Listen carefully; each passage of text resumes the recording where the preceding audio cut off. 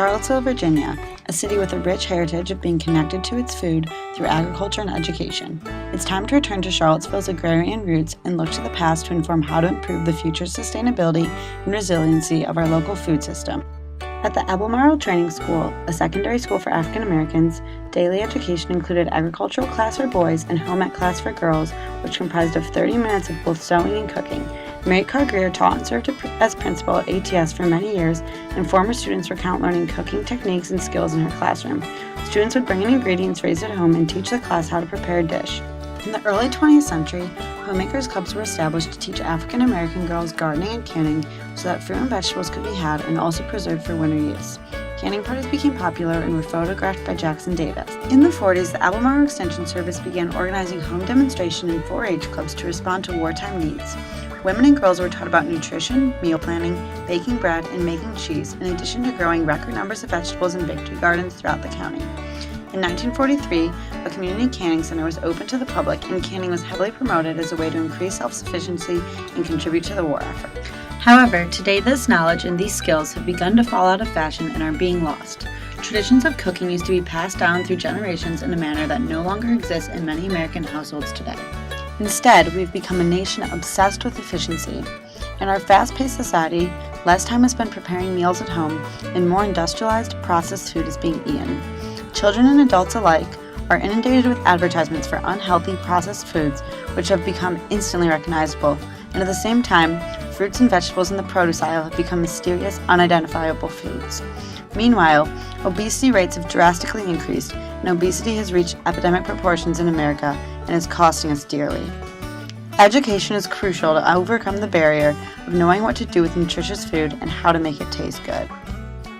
Excellent progress is being made in Charlottesville, and many community members, organizations, and businesses are operating in niche markets to provide education, assistance, support, and guidance to specific targeted communities, but they are disconnected. There is a need for collaboration and connection to build upon what we have. In a conversation with Toan Nguyen, he expressed that it makes sense to have a hub where local knowledge, resources, and expertise could be shared, and existing organizations and initiatives could build upon each other. It is important to leverage our assets to create best practices for the community. Thus, the policies that I am recommending to be considered are to 1. Lead a partnership effort to create a healthy food hub where culinary skills, nutrition, and food preservation are taught and accessible to all community members, and 2. To create a collaborative network of current educational opportunities to avoid redundancy. These policies could help Charlottesville achieve its goals of becoming a center for lifelong learning and America's healthiest city, values which are identified in the 2013 Comprehensive Plan. Allie Hill also offers her support for coordinating, simplifying, and facilitating the process of community canning, and has seen the incredible benefit the Cannery and Commercial Kitchen has had in and around Prince Edward. One reason why I started the Charlottesville Cooking School is I learned from personal experience that knowing how to cook from scratch really made it easier for me to manage my own health and my own weight and my own well-being. And I wanted to share those skills with people, and I learned at French Culinary School, which is very formal training. There's a certain way to do things, and that made it much easier for me to have that frame of reference.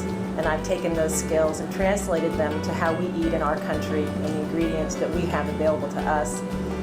I think it would be fantastic if it was generally recognized that knowing how to cook was an important component of good health.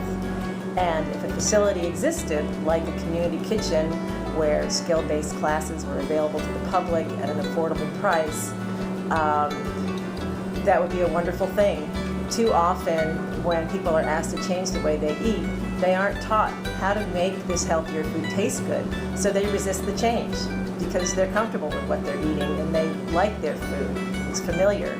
But if you can take the time to show them how things like beets can be delicious and enjoyable, then they feel empowered and feel they can make those changes and improve their life. Imagine what the future could hold.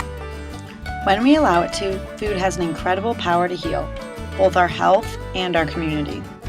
The first step is education, as education builds knowledge, and knowledge is power, and power is what it will take to revitalize our current food system. It is time to start cooking up community in Charlottesville to foster a more sustainable local food system.